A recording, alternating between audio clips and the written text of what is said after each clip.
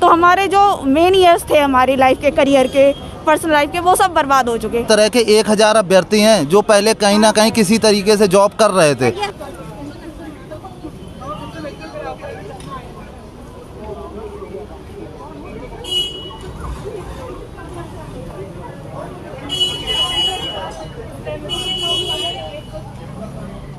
दो 2016 अखिलेश सरकार में दरोगा भर्ती जो निकली थी, उसका जो इम्तिहान था, जो एग्ज़ाम था, वो 2017 में कराया गया और उसका जो रिज़ल्ट निकला वो 2019 में निकला। फिर उसके बाद जो ट्रेनिंग हुई, जो अभ्यर्थी सेलेक्ट हुए थे, उनकी ट्रेनिंग भी पूरी हो चुकी है, लेकिन उनको अभी तैनाती नहीं मिली है। तो इस सिलसिले में यहाँ पे जो उत्तर प्रदेश पुलिस भर्ती एवं प्रोन्नति बोर्ड है, ऑफिस है जो, उसके बाहर दरोगा भर्ती के जो अभ्यर्थी सेलेक्ट हुए थे, आज वो प्रदर्शन कर रहे हैं। यहाँ पे हम मौजूद हैं, उन अभ्यर्थियों से ही पूछते हैं क्या मामला है पूरा, क्या है पूरा मामला, बताएंगे विस्तार से। मामला है कि 5 फरवरी को सुप्रीम कोर्ट में ऑर्डर रिजर्व हुआ था, वो अभी तक डिलीवर नहीं हुआ है। 6 मंथ कंप्लीट हो चुके हैं ऑर्डर रिजर्व को, वो अभी तक आया नहीं है। उसी के लिए यहाँ पर जो भर्ती बोर्ड में यहाँ पर आए हैं और डीजी साहब से मांग करते हैं कि ऑर्डर को जल्दी से जल्दी डिलीवर करें। तो कब आप लोगों की ट्रेनिंग पूरी हुई है? ट्रेनिंग 23 जून 2020 को कंप्लीट हो गई थी और उसके बाद से 14 महीने से हम घर पर बैठे हुए हैं और अभी तक कोई भी आदेश नहीं आया है। आदेश की मांग के लिए हम यहाँ पर आए हुए हैं। आखिर क्या वजह हो सकती है कि अभी तक आप लोगों को तैनाती नहीं मिली है? भैया, तैनाती ना मिलने की वजह यह है कि सुप्रीम कोर्ट में एक मामला चल रहा, जिसका ऑर्डर पिछले 7 महीने से रिजर्व है। सरकार की नाकामियों की वजह से और सरकार की गलती की वजह से हम सजा भुगत रहे हैं। सर, रिजल्ट बनाई सरकार ने, रिजल्ट को चैलेंज किया फेल अभ्यर्थियों ने, वो रिजल्ट हाई कोर्ट ने जो है निरस्त कर दिया। हाई कोर्ट में निरस्त करने के बाद सरकार खुद गई सुप्रीम कोर्ट। उस टाइम हमारी ट्रेनिंग चल रही थी। अगर सरकार के पास ये मजबूरी थी कि सुप्रीम कोर्ट में मामला चल रहा है, इसलिए आपको भेजा जा रहा है वापस, इसलिए आपको नियुक्ति नहीं दी जा रही है, तो फिर सरकार को हमारी ट्रेनिंग ही क्यों पूरी करानी थी? सितंबर में ही उन्हें हमें वापस कर देना था। हमें 1 साल ट्रेनिंग पूरी कराया। कड़ी मेहनत लगती है भैया। अगर किसी ने आप में से सब इंस्पेक्टर की ट्रेनिंग देखी हो कैसे होती है, ठीक है, 1 साल ट्रेनिंग कंप्लीट पूरी हुई, 3 महीने में ही हाई कोर्ट ने ऑर्डर दे दिया था कि आपका रिजल्ट कैंसिल कर रहे हैं। भर्ती बोर्ड और सरकार चली गई सुप्रीम कोर्ट। सुप्रीम कोर्ट में जब मामला ऑलरेडी चल रहा है तो आप हमारी नियुक्ति को क्यों रोक के रखे हो? आपको अगर नियुक्ति रोकनी थी तो आप ट्रेनिंग रोक देते बीच में। ट्रेनिंग पूरी कंप्लीट करा दी और उसके बाद कहा कि भैया मामला चल रहा है सुप्रीम कोर्ट में, इसलिए आपको नियुक्ति नहीं दे रहा है। कितने महीने आप लोगों की ट्रेनिंग चली थी? 12 महीने। 12 महीने? हाँ, 12 प्लस 13 महीने लगभग हो गए थे। और सर आपको बता दें सर, 10,000 महीने कम से कम हमारे खर्चे आते थे और हमें 3500 सिर्फ भत्ते मिलते थे। किस तरह से किया है सर हम ही लोग जानते हैं। परिवार वालों ने कितना झेला है सर हम लोग ही जानते हैं उस चीज़ को, ठीक है। और कितना वहाँ पे कितना हार्ड ट्रेनिंग होती थी हम लोग की, ये आप नहीं समझ सकते, हम ही लोग समझ सकते हैं। उसके बाद में सर हम लोग को 12 महीने के बाद में ट्रेनिंग करा के और घर भेज दिया, जबकि सर कोई स्टे भी नहीं था कि ज्वाइनिंग पे हमारे कोई स्टे हो। अगर स्टे होता तो आप भेज दिए होते, पर कोई स्टे नहीं था, वो चल रही थी वैसे ही। तो जैसे वजह क्या हुई इस चीज़ की कि उन्होंने अभी तक मतलब भर्ती की तैनाती नहीं करी और स्टे लगा? कोई वजह सरकार की सर, पेपरों में हमारी भर्ती हो चुकी है। 4,03,000 जो सीएम साहब गिनवाए हैं, उसमें भी हमारी भर्ती गिनी जा चुकी है। उसमें भी हमारी भर्ती गिनी जा चुकी है। प्रचार भी हो अक्टूबर में पुलिस दिवस पे बोल भी चुके हैं कि इनकी भर्ती हो गई है। और 14 महीने से हम लोग घर बैठे हैं। जो 4 लाख गिनवाए हैं उसमें भी गिन लिए हैं। 17 अगस्त को विधानसभा में भी बोल चुके हैं कि हमारी भर्ती हो चुकी है, कंप्लीट हो चुकी है। न विपक्ष को इस मामले में पता है कुछ, न पक्ष वालों को कुछ पता है। बस पेपरों में दिए जा रहे हैं कि हो चुका है। विज्ञापनों की सरकार है, चल रही है, क्या कर सकते हैं। 17 अगस्त को विधानसभा में इन्होंने बयान दिया कि दरोगा भर्ती हो चुकी है। उसका हमारे पास वीडियो भी है, कहिएगा तो आपको भेज देंगे, देख लीजिएगा। विधानसभा में ये बयान दिया गया है कि भर्ती पूरी हो चुकी है और 4,03,000 में ये गिनवा भी दिए हैं हमको कि आपकी नियुक्ति हो चुकी है। कितने पद थे उस वक्त, कितनी तैनाती? उसमें 3307 पद थे, जिसमें से 2486 सेलेक्ट हुए थे। 3307 में से 2486 को ट्रेनिंग के लिए बुलाया गया था, ठीक है। अभी आपका क्लियर है कि 3307 में से 2486 ने ट्रेनिंग की। ट्रेनिंग करने के बाद उनको घर वापस कर दिएगा। अभी एक बात और बता दूं, अभी तक आपके सामने जो ये मामला आ रहा है ना कि साल भर से बैठे हैं, हमारे कुछ भाई जो फायर सर्विस के थे, चूंकि फायर सर्विस की ट्रेनिंग केवल 6 महीने की होती है, वो 20 महीने से घर पे बैठे हैं। और उनसे कोरोना के टाइम पे, यानी कि कोविड के टाइम पे, जब 2019 में कोविड आया था, उनसे जिलों में ड्यूटी भी करवाई गई। दवा के छिड़काव के लिए उनसे ड्यूटी भी करवाई गई है।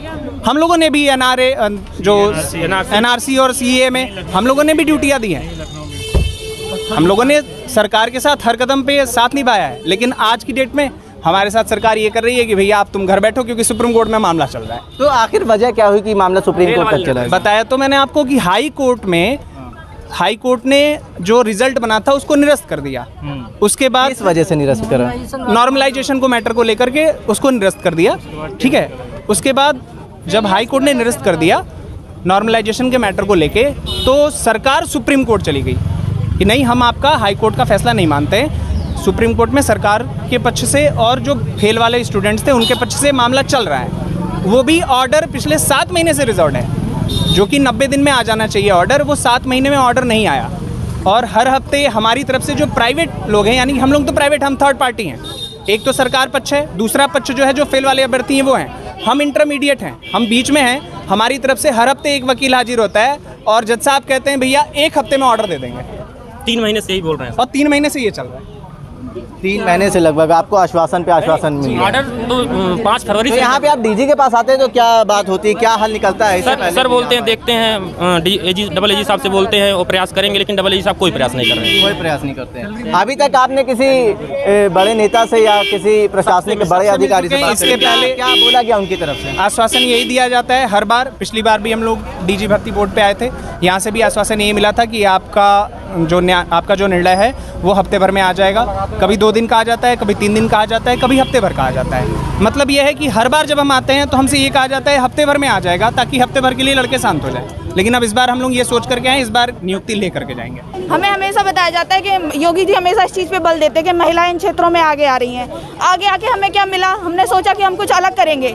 एक नौकरी थी सिंपल सी, थे क्लर्क हम कर रहे थे, जो ज्वाइन ही नहीं कर पाए। हुआ था पहले आप किस विभाग में थी? विभाग में थी नहीं, मेरे ट्रेनिंग टाइम पे आई थी ज्वाइनिंग, सिलेक्टेड थी ऑलरेडी मैं हाई कोर्ट में, और ट्रेनिंग टाइम पे ज्वाइनिंग आई तो ज्वाइन नहीं कर पाए क्योंकि ट्रेनिंग में इतना नहीं हमें छुट्टी मिलती है। और फिर ज्वाइन कैसे कर सकते हैं, 2 नौकरियां तो एक साथ कर नहीं सकते। और जब 25 साल के थे तब हमने फॉर्म भरा था, अब हम 30 के हो गए हैं। तो हमारे जो मेन ईयर्स थे हमारी लाइफ के, करियर के, पर्सनल लाइफ के, वो सब बर्बाद हो चुके। तो हमारी गलती क्या सिर्फ इतनी थी कि हमने कुछ अलग करने का सोचा कि यूपी पुलिस में एसआई बनेंगे, कुछ अलग करेंगे। ये हमारी गलती थी सबसे बड़ी। और सर अगर मैं इससे पहले दिल्ली पुलिस में था, मैंने 15 महीने दिल्ली पुलिस की सर्विस की है और उसके बाद मैंने रिजाइन दिया।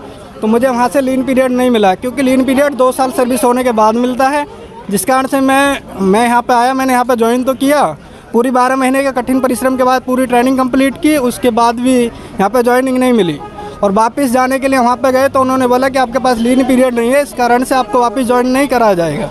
तो 2 सर्विस, 2 नौकरी होने के बाद भी, 2 नौकरी मिलने के बाद भी मेरे पास कोई सर्विस नहीं है और मैं 14 महीने से घर बैठा हूँ। सर मैं इससे पहले रेलवे में था, 4 साल मैंने रेलवे में जॉब करी है। और यहाँ से यूपीएसआई ज्वाइन करने के बाद मुझे ना तो यहाँ से एनओसी मिल रहा और ना मैं वहाँ जा कर के ज्वाइन कर सकता हूँ। इस बात मतलब नौकरी होने के बावजूद भी मैं घर पे बैठा हूँ पिछले 14 महीने से। और ट्रेनिंग भी हमने ना अपने पैसे से करी है, सरकार से हमें 1 भी रुपये का फंड नहीं मिला, जो कि नियम में है कि इनको सैलरी मिलनी चाहिए। अब इसके बाद पिछले 8 महीने से सुप्रीम कोर्ट में जो डिसीजन रिजर्व कर रखा है, ये भर्ती बोर्ड या सरकार अपना वकील नहीं भेज रहा है, या ना तो ये कोई पैरवी कर रहे हैं डिसीजन को निकालने के लिए। हम इसीलिए आए हुए हैं यहाँ पर। सर मेरा नाम अंकिता मिश्रा है, मैं पूर्व में ग्राम विकास अधिकारी लखीमपुर में पोस्टेड थी। उसके वहाँ मेरी परीक्षा अवधि पूरी नहीं थी, तो मुझे ट्रेनिंग पे जाना था, तो वहाँ मैं एप्लीकेशन दे के चली गई। मैं 1 साल ट्रेनिंग मैंने पूरा किया सर। उसके बाद सर 14 महीने से इधर खाली बैठे हैं। मैंने वहाँ आते ही एप्लीकेशन दिया, उन्होंने बताया कि मेरा पद वहाँ से समाप्त कर दिया गया। सर उत्तर प्रदेश सरकार की, इसी शासन की, इसी सरकार की सर 2 नौकरी मुझे मिली, और दोनों पाने के बाद भी सर 14 महीने से बेरोजगार घूम रहे हैं। सर पढ़ाई भी नहीं हो पा रही, क्योंकि सर मेंटली जब डिस्टर्ब रहेंगे तो पढ़ाई कहाँ से होगी। और सर इस भर्ती में इस तरह के 1000 अभ्यर्थी हैं जो पहले कहीं ना कहीं किसी तरीके से जॉब कर रहे थे, और जिसमें से जो अभी नौकरी छोड़ करके वो बैठे हों, और यहाँ पर उन्हें जो है तो एक तरीके से बाहर कर दिया गया है। इस तरीके वो बच्चे तो कहीं के नहीं रहे। हम तो ओवर एज भी हो गए, 30 साल से ज़्यादा हमारी एज हो गई। अब हमें कौन नौकरी देगा? ना तो हम कहीं फॉर्म भर सकते हैं और ना हमें कोई नौकरी देगा। अब हम क्या करें? इसका सरकार जवाब दे या भर्ती बोर्ड हमें जवाब दे इसका। पढ़े लिखे हैं हम लोग, बीटेक MBA सब किए हुए हैं, लेकिन 5 साल के ब्रेक के बाद कोई प्राइवेट में नहीं देता है। मेरा नाम लक्ष्मी है, मैंने PTS मेरिट 2016 में ट्रेनिंग करी है और सर मेरा selection high court as a junior assistant हो गया था। मैंने वहाँ 3 महीने जॉब करी, चूँकि ट्रेनिंग का जॉइनिंग लेटर आ गया था तो मैं वहाँ से रिज़ाइन करके आई हूँ प्रॉपर। और उसके बाद मुझे उम्मीद थी कि मैं यहाँ पे सेटल्ड हो जाऊँगी जॉब में। अब मेरे पास कोई ऑप्शन नहीं बचा। और सर अभी से नहीं, मैं इस विभाग की गलतियों का भुगतान बहुत पहले से कर रही हूँ। मेरा सिलेक्शन 2013 बैच में कांस्टेबल में भी हुआ था, तो उस समय मेरिट को लेके भी भर्ती जो है कोर्ट चली गई थी। और जब मैं ट्रेनिंग में थी तब डिसीजन आया, 100 मार्क्स जो है मेरिट नीचे गई और मेरा सिलेक्शन हुआ। दिसंबर में मेरा वेरिफिकेशन का आया था और उस समय मैं एसआई की ट्रेनिंग कर रही थी, इसलिए मैंने कांस्टेबल ज्वाइन नहीं किया। और मैंने बाद में कोशिश करी कि मैं एसआई का पेंडिंग चल रहा है तो मैं कांस्टेबल जाके ज्वाइन कर लूँ। तो वहाँ पे मुझे यही बोला गया, अगर आप कांस्टेबल ज्वाइन करती हैं तो आपको एसआई में जाने के लिए पेनल्टी भरनी पड़ेगी।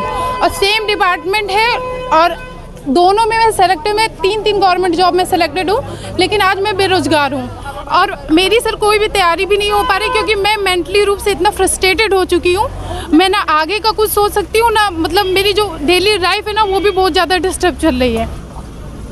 सर ये बताइए, अब गवर्नमेंट जॉब की तैयारी करने का ये रिजल्ट हुआ कि मतलब मैं एक नॉर्मल लाइफ ही नहीं जी पा रही हूँ। पुलिस की जॉब सबसे टफ मानी जाती है लड़कियों के लिए, फिर भी हमने समाज से, घर वालों से, उनकी मर्जी के खिलाफ एक नॉर्मल जॉब छोड़ के 9 to 5 वाली हमने यहाँ आना चाहा, जहाँ 24 आवर्स की जॉब है, क्योंकि हम कुछ अलग करना चाहते थे। उसके बदले हमें क्या मिल रहा है? सिर्फ हमारी लाइफ के 5 साल जो पूरी तरह बर्बाद हो चुके हैं, और कितने होंगे वो भी नहीं पता।